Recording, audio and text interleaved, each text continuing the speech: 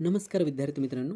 केटीचे महाविद्यालय राज्यशास्त्र विभाग MA भाग 2 सेमिस्टर 3 या वर्गासाठी मी प्राध्यापक गणेश सुखदेव रोडे आपणा सर्वांचं स्वागत करतो.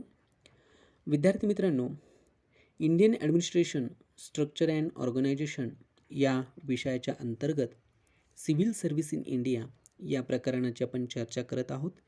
त्यामध्ये मागील भागात आपण भारतीय सनदी सेवांचं वर्गीकरण, भारतीय सनदी सेवांचे घटनात्मक तरतुदी याविषयी माहिती घेतली. या सनदी सेवांचं वर्गीकरण, त्यामध्ये अखिल भारतीय सेवा, केंद्रीय सेवा आणि राज्यसेवा अशा 3 प्रकारात केलं जातं.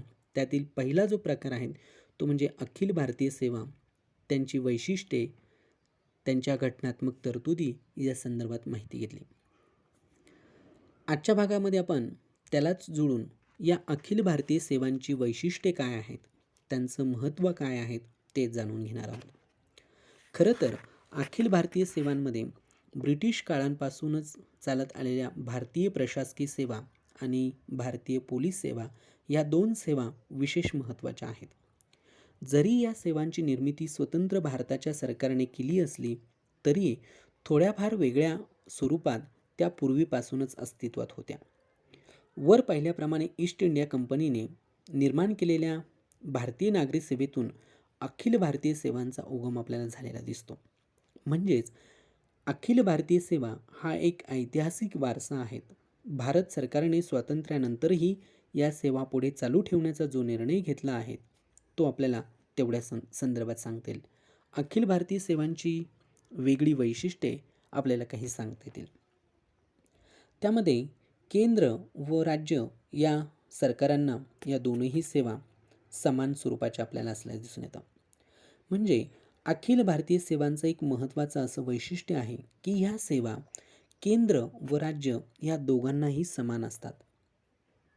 म्हणजे या सेवांमधील सेवकांची किंवा कर्मचाऱ्यांची नियुक्ती ही केंद्र सरकार व राज्य सरकार या दोघांमध्ये कुठेही केली जाऊ शकते. त्यांना कार्यकाल पद्धतीवर कोणत्याही ठिकाणी पाठवलं जाऊ शकतं. त्याचबरोबर केंद्रीय लोकसेवा आयोगाकडून या सेवकांची निवड केली जाते.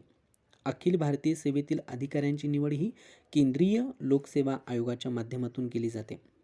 केंद्रीय लोकसेवा आयोग त्यासाठी स्पर्धा परीक्षा आयोजित करतं. या स्पर्धा परीक्षांद्वारे अखिल भारतीय सेवांमधील अधिकाऱ्यांची निवड केली जाते. त्यावेळी केवळ गुणवत्ता हाच त्यांच्या निवडीचा एकमेव निकष असतो. तसंच केंद्र सरकारचं नियंत्रण देखील असतं. म्हणजे अखिल भारतीय सेवा केंद्र सरकार व राज्य सरकार यांना समान असतात, परंतु या सेवेतील अधिकाऱ्यांवर केंद्र सरकारचं नियंत्रण असतं. याचा अर्थ असा की हे अधिकारी केंद्र सरकारच्या नियंत्रणाखाली कार्य करीत असतात. मात्र राज्य शासनातील महत्त्वाच्या पदांवर त्यांची नियुक्ती देखील केली जाऊ शकते. त्यामुळे घटक राज्यांवर नियंत्रण ठेवण्याचे केंद्र सरकारच्या हातातील एक प्रमुख साधन या दृष्टिकोनातून या सेवांकडे पाहिलं जातं. आणि त्यामुळेच अखिल भारतीय सेवांना घटक राज्यांचा विरोध आपल्याला दिसून येतो. मग हा विरोध कोणत्या पातळीवर आहे किंवा कोणत्या स्वरूपाचा आहे ते बघणं देखील गरजेचं ठरतं. खरं तर भारतातील घटक राज्य अखिल भारतीय सेवांच्या विरोधात असल्याचं सर्वसाधारण चित्र आपल्याला दिसून येतं. जरी भारतीय राज्यघटनेने नव्या अखिल भारतीय सेवांची निर्मिती करण्याचे अधिकार संसदेला दिलेले असले तरी घटक राज्यांना मात्र या सेवांची संख्या वाढवण्यास नेहमीच विरोध असलेला दिसून येतो. त्याची 3 प्रमुख कारणं आपल्याला पुढील प्रमाणे सांगता येतील. एक म्हणजे राज्यांवरील नियंत्रणाचं साधन म्हणून या सेवांकडे केंद्र सरकार बघतं. वर स्पष्ट केल्याप्रमाणे अखिल भारतीय सेवांमधील अधिकाऱ्यांवर केंद्र सरकारचे नियंत्रण असतं. त्यामुळे या सेवा म्हणजे आपल्या राज्यकारभारावर नियंत्रण ठेवण्यासाठी केंद्र सरकारच्या हातातील असलेले एक साधन या स्वरूपात असतं असं राज्य सरकारांना वाटतं. त्यामुळे राज्य सरकार या सेवांकडे संशयाच्या दृष्टिकोनातून पाहत असतं. अशा परिस्थितीत त्यांचा या सेवांना विरोध असणं हे स्वाभाविक असतं. दुसरी गोष्ट म्हणजे अधिकाऱ्यांच्या दुहेरी निष्ठा. खरं तर अखिल भारतीय सेवांमधील अधिकाऱ्यांच्या दुहेरी निष्ठा असल्याचे दिसतं. या सेवा केंद्र व राज्य ह्या दोघांनाही समान असतात. त्यामुळे त्यातील अधिकाऱ्यांची निष्ठा ही केंद्र व राज्य सरकार यांच्यात विभागल्या जातात. हे अधिकारी आपल्या सेवांशी एकनिष्ठ नाहीत असं राज्य सरकारांना वाटतं, तर या सेवांमधील अधिकाऱ्यांचा कलही राज्यापेक्षा केंद्राकडेच अधिक असतो. आपल्या हितसंबंधांचं रक्षण केंद्राकडून अधिक चांगल्या प्रकारे होईल असं त्यांना वाटतं. त्यामुळे अखिल भारतीय सेवांमधील अधिकाऱ्यांच्या या प्रवृत्तीमुळे घटक राज्य या सेवांच्या विरोधात जाताना आपल्याला दिसतात. तिसरं महत्त्वाचं कारण म्हणजे स्थानिक लोकांच्या संधींवर मर्यादा. अखिल भारतीय सेवांमधील अधिकाऱ्यांची निवड अखिल भारतीय पातळीवर होत असते.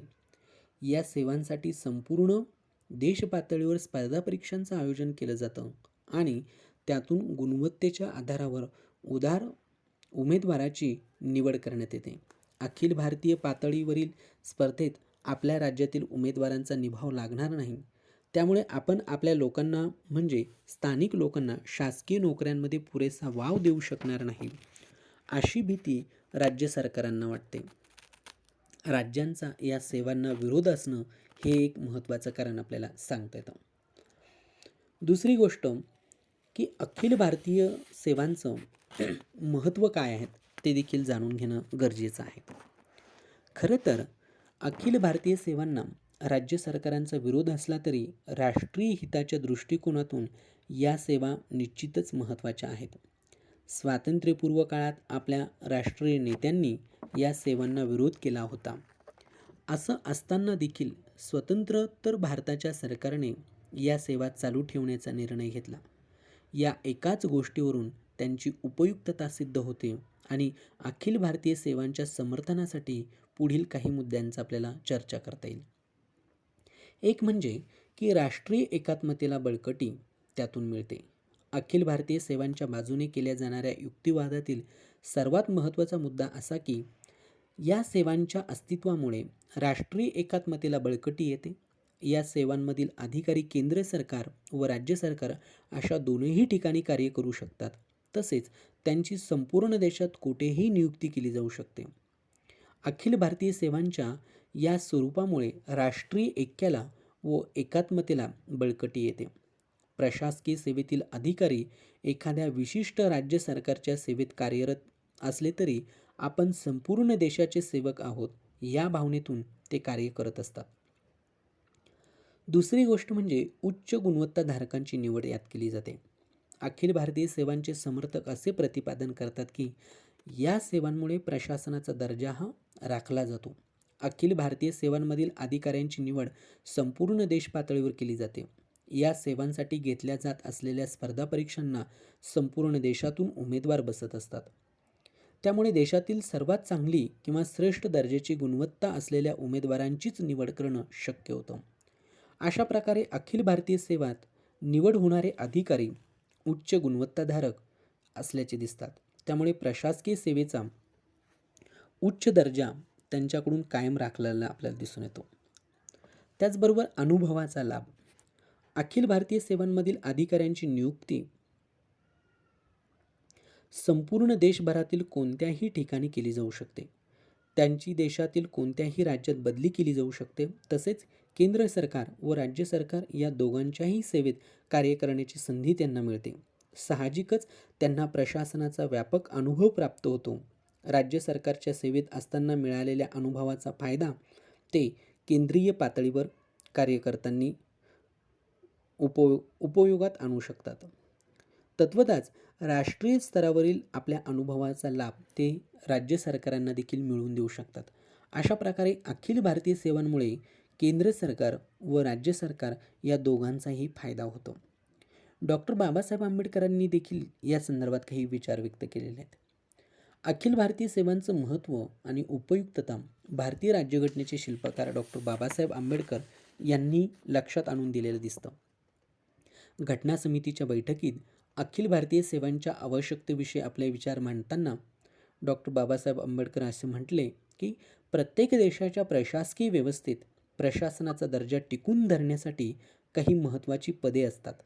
या पदांवर नियुक्त करण्यात आलेल्या सनदी सेवकांच्या क्षमतेवरच प्रशासनाचा दर्जा अवलंबून असतो. आणि म्हणून याकरिता घटक राज्यांचा त्यांच्या स्वतःच्या सनदी सेवा निर्माण करण्याचा हक्क हिरावून न घेता देखील राज्यघटनेने अखिल भारतीय सेवांची तरतूद केलेली आहे, असं डॉक्टर बाबासाहेब आंबेडकर इथे नमूद करताना दिसतात. एकूणच अखिल भारतीय सेवांचं संघराज्य व्यवस्थेतील औचित्य देखील आपल्याला लक्षात घेता येतं. खरं तर अखिल भारतीय सेवा राष्ट्राच्या दृष्टीने उपयुक्त आहेत हे मान्य केलं तरी भारत हे संघराज्य असल्याने संघराज्य पद्धतीत अशा प्रकारच्या सेवा निर्माण करणं किंवा त्या चालू ठेवणं कितपत बरोबर आहे असा एक प्रश्न उपस्थित केला जातो. जगातील बहुतेक संघराज्यात केंद्र सरकार व राज्य सरकार या दोघांच्याही दोन वेगवेगळ्या प्रशासकीय सेवा अस्तित्वात असल्याचे आढळून येतं. संघराज्य पद्धतीत घटक राज्यांना जास्तीत जास्त स्वायत्तता देण्याचा प्रयत्न केलेला असतो. राज्यघटनेने घटक राज्यांना त्यांचे स्वतःचे असे काही अधिकार दिलेले असतात. केंद्र व घटक राज्य यांच्यात प्रत्यक्ष राज्यघटनेनेच अधिकारांची विभागणी करून दिलेली असते. त्याचप्रमाणे घटक राज्यांचे अधिकार पूर्ण सुरक्षित राहतील आणि केंद्र सरकारकडून त्यांच्या अधिकारात कसलाही हस्तक्षेप केला जाणार नाही याची देखील काळजी राज्यघटनेने घेतलेली दिसते. एकूणच संघराज्य पद्धतीत घटक राज्यांच्या स्वायत्ततेचे रक्षण होण्यासाठी त्यांच्या स्वतंत्र प्रशासकीय सेवा असणं हे आवश्यक ठरतं, असं प्रतिपादन संघराज्य पद्धतीचे पुरस्कर्ते करताना आपल्याला दिसून येतात. राष्ट्रहिताला प्राधान्य देण्याचा उद्देश या पाठीमागे खरं तर होता. केंद्र व राज्य या दोघांना समान असलेल्या अखिल भारतीय सेवांची निर्मिती हे भारतीय संघराज्याचं वेगळेपण समजलं जात असलं तरी या सेवांमुळे राज्यांच्या अधिकारांचा संकोच होतो ही वस्तुस्थिती मान्य करावीच लागते. परंतु इतर संघराज्यांपेक्षा भारतीय संघराज्य वेगळ्या प्रकारचं आहे हे देखील लक्षात घेणं आवश्यक ठरतं. एकात्म पद्धतीच्या राज्यातून भारतीय संघराज्याची निर्मिती झाली आहे. ब्रिटिश संसदेने इसवी सन 1919चा भारत सरकारचा मॉन्टेग्यू चिमस्फोट कायदा आणि पुढे 1935चा भारत सरकारविषयकचा कायदा संमत करेपर्यंत भारत हे एकात्म पद्धतीचं राज्य होतं. 1919च्या कायद्याने प्रांतांना काही अधिकार मिळाले तरी देखील भारताचे संघराज्यात रूपांतर झालं नाही. पुढे 1935च्या भारत सरकारविषयक कायद्याने भारतात प्रथमच संघराज्य पद्धतीची स्थापना झाली. तेव्हा भारताची एकात्म पद्धती तिकडून संघराज्य पद्धतीकडे जी वाटचाल झाली त्या वाटचालीतील एकात्म पद्धतीचे राहून गेलेले काही अवशेष म्हणून अखिल भारतीय सेवांकडे पाहावं लागेल. एका अर्थानं हा आपल्या इतिहासाचा वारसा असल्याने तो सहजासहजी टाकू न देता आपल्या घटनाकारांनी संघराज्य पद्धतीचा स्वीकार करतानाही राष्ट्रीय ऐक्याच्या प्रश्नाला विशेष महत्त्व दिलेले दिसून येतं. आपण स्वातंत्र्य मिळवलेले तेच मुळी या देशाच्या विभाजनाचा शाप डोक्यावर घेऊन आणि त्यामुळे राष्ट्रीय ऐक्याचा विचार करण्यास आपणास जास्त गांभीर्याने करावा लागतो. यावरून असं दिसून येतं की राष्ट्रीय ऐक्याला जर मजबूती प्राप्त करून द्यायची असेल तर ते देण्यासाठी अखिल भारतीय सेवांसारख्या गोष्टींचा स्वीकार घटनाकारांनी केलेला दिसून येतो. तो जाणीवपूर्वक केलेला दिसून येतो. ही गोष्ट महत्त्वपूर्ण आहे. एकूणच विद्यार्थी मित्रांनो, अखिल भारतीय सेवांचं वेगळेपण, त्यांचं वैशिष्ट्य, अखिल भारतीय सेवांचं महत्त्व या गोष्टींविषयी आपण माहिती जाणून घेतली. पुढील भागामध्ये आपण भारतीय प्रशासकीय सेवा, त्यांची भरतीची पद्धत, त्या परीक्षांचं स्वरूप, त्याचबरोबर केंद्रीय लोकसेवा आयोग आदी घटकांविषयी आपण माहिती घेऊया. तोपर्यंत थांबूया. सर्वांचे धन्यवाद.